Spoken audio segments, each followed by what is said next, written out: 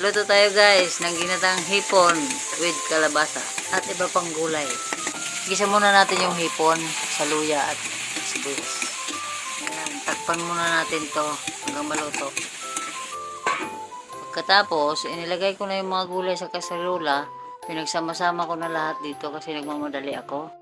Ayan, ilalagay ko na ito dito sa kaserola.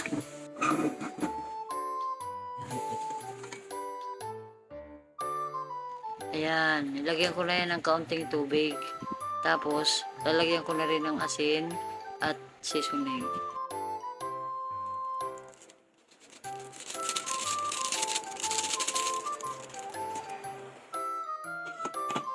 Kumama pala nilagay ko dito, nagata.